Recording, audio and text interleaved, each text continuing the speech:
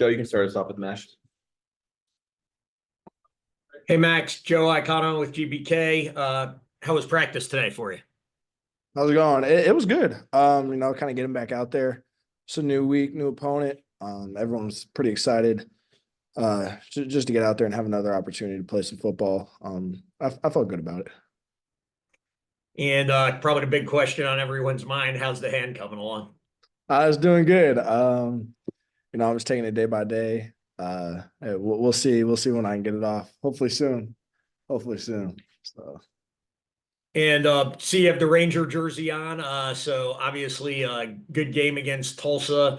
As you watch the film, what do you think you and the rest of the secondary did best against Tulsa? Yeah, we stress every week. Just not giving up the big ones, big plays, and making the opponent having to work for their scores, not giving them a free one. So we've been doing that well all season. We got to keep that up. UAB's got a lot of playmakers on the outside. So, but just not giving up the big ones. That's the biggest thing for us in the back end. And finally, injuries have started to mount a little bit at the safety position for Army. I know you and Casey are still good to go, but what's it been like kind of having some new faces back there and rotating some different people in?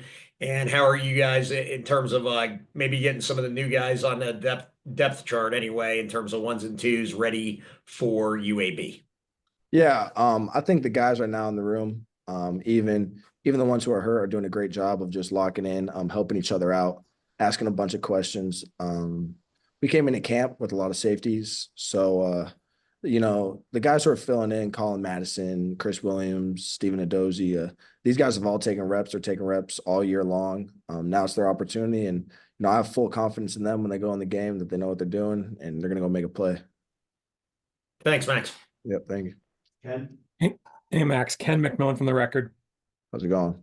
Good. To follow on Joe's point here, with so many players rotating in, I know if you can keep the same four guys together for the most part, you have an understanding of each other. When you start rotating these players in, does it make it more difficult? You have to kind of think, oh, geez, who's out there now on this play? Who's got this strength? Who's got this weakness?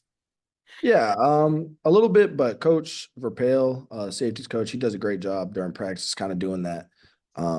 It's not always just me and Casey out there.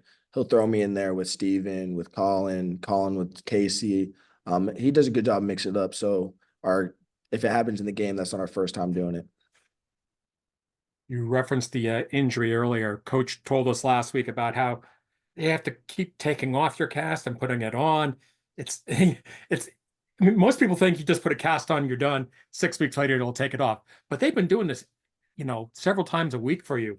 What's that like just as a person? It's a little annoying, honestly. But when I first did it against FAU, they told me I fractured it. I was a little worried that I'd have to go get surgery, sit out some time. So I was just happy that when I heard I'll just wear a cast in club, I was like, that's fine. But now it's kind of getting that point where I'm going every week, get a new cast. I just got one yesterday. And just getting these updates, I'm ready to have my hand back, and be able to use my right hand a little bit. So no sense having your teammates sign your cast, right? Yeah, no, that's if I could do it, I would. Everyone's asked me, but I don't know how General Gillen would feel about that. I hear you. Coach, Max, tell us about what it's like playing like that, because obviously you like to have full use of your body and your parts and all that, but you seem to be doing okay out there. What's it like being in this situation? Yeah, it was not too big of an adjustment, other than just trying to catch the ball a bit differently and tucking in my left arm. At the end of the day, it's defense you're trying to tackle. It's contact sport.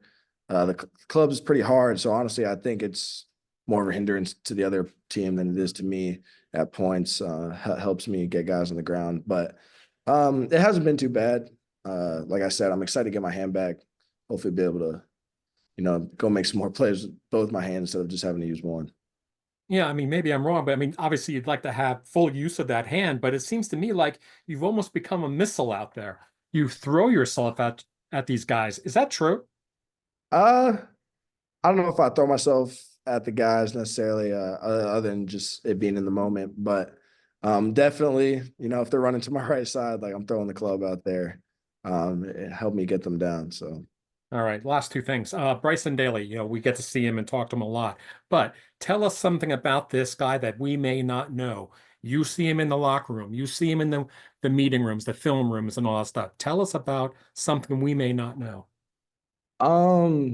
from a football perspective, like Bryson is top tier, hardest worker. You know, that guy's in Coach Burley's office all the time, all day. I went up there with them, just joke around a couple of weeks ago. Like he's in there all day. He's a hard worker. But I will say, like, he wears flip-flops everywhere. I don't know what his deal is with that. Like we went with JV, played prep school yesterday, and he's over here wearing flip-flops with like some cut shorts on. My Bryson, what are you wearing? Like the guy has no care in the world for what he looks like at all times. It's insane. It's ridiculous. And lastly, I asked this of Cody. You go up, you play at Mikey Stadium a lot. What's your favorite aspect, or what kind of catches your attention on a Mikey Stadium Saturday other than the game? Um, I would say, you know, the core is probably the biggest thing, right? I see it from the course perspective. Sometimes it's tough to see, you know, like you can't go home on the weekend because it's mandatory football game, but you know, those guys and girls get up there and they're rocking the whole game. You know, I give them props because it is a challenge to kind of motivate yourself to do that, especially if you're not a big football fan or you don't really know the game. It can be hard. But I see instructors up there. I see the soup, the calm, the dean. He's making videos every week. Just everyone from the course perspective getting involved and cheering as loud as they can is pretty awesome. Thank you, Max. Thank you. Sal? Hey, Max, Sal from Black Knight Nation. How are you? Doing good. How are you, Sal? Good. I got a question for you just about how would you put the team start in perspective? What you guys have accomplished so far? Yeah, you know, it's been a great start. We've been pretty blessed to start, you know, undefeated. Haven't done it since I've been here 5-0. Haven't done it in a while actually. But honestly, what's most exciting about it is that every week there's like more and more to improve on. You know, the win might seem pretty dominant from a score perspective, but for us, it's like, damn, like we have so much to work on, and it's a good thing. You learn from the wins, you learn from the losses, but we like learning more from the wins, so it's pretty good. Yeah, I was going to say, what kind of is that? What drives you through these games that are a little bit, you know, on your lopside on your side of the board? Is that what kind of drives you through these games into practice the next one? Yeah, 100%. You know, we're just trying to improve every week. If I can play better in week 6 than I did in week 5, then I'll feel that I improved at least a little bit. But yeah, I think that's the whole team's kind of thought, just getting out there, getting better than we did the week before. I appreciate it, Max. Good luck on Saturday. Thanks, Al.